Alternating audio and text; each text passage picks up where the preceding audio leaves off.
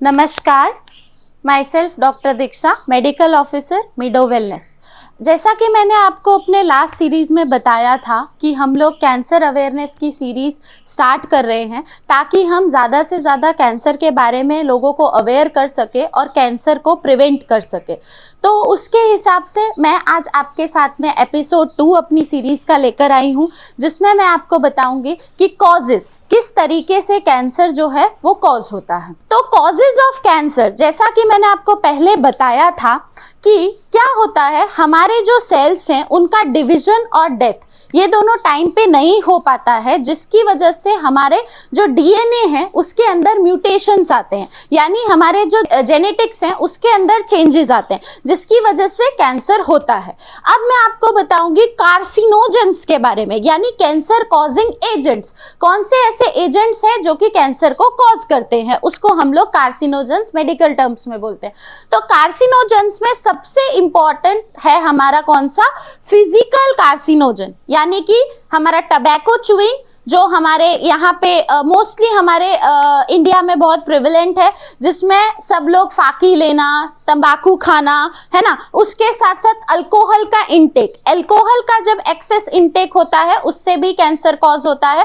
तंबाकू के अंदर ऐसे इंग्रेडिएंट्स होते हैं, ऐसे कॉन्स्टिट्यूएंट्स होते हैं जिसकी वजह से माउथ का कैंसर, यानी सेल का डिवीजन और सेल का ग्रोथ डिस्टर्ब होता है, जिसकी वजह से माउथ का कैंसर कॉज होता है। केमिकल एजेंट्स में आएगा हमारा फूड एडिटिव्स, जो कि हम फूड टेस्टनर, फूड स्वीटनर्स जो कि हम अपने डाइट के अंदर ऐड करते हैं ताकि हमारा फूड टेस्टी बने, अच्छा लगे खाने के अंदर, तो वो चीजें भी कैंसर को कॉज करती है, यानी over growth, unwanted growth of cells हमारी बॉडी के अंदर लेके आती है, तो इसकी वजह से भी कैंसर कॉज होता है। नेक्स्ट हो गया हमारा जो हमारे बायोलॉजिकल एजेंट्स है, जैसे कुछ वायरसेस हैं जो कि एनवायरमेंट के अंदर है, जो कि हमने ही क्रिएट किए हैं, न्यूक्लियर वेपन, न्यूक्लियर जो इरोजन्स होता है उसके थ्रू, या फिर हमारे एनवायरमेंट के अंदर क्रिएटेड है बिकॉज ऑफ हमारा गलत लाइफस्टाइल, गलत डाइट और गलत हमारा जो रूटीन रहता है उसकी वजह से। तो ये सारा गलत लाइफस्टाइल यानी हमारी गलत हैबिट्स,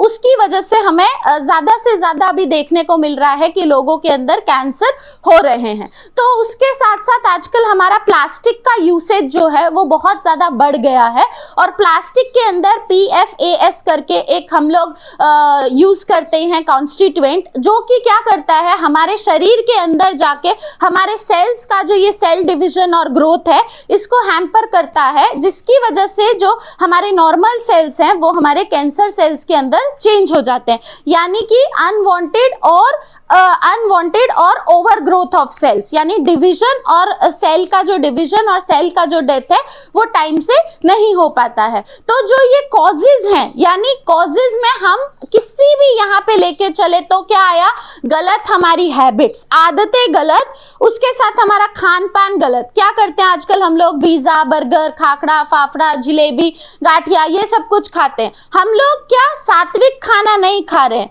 हमारा जो सात्विक खाना है, फुल ऑफ बैलेंस डाइट है, वो नहीं ले रहे।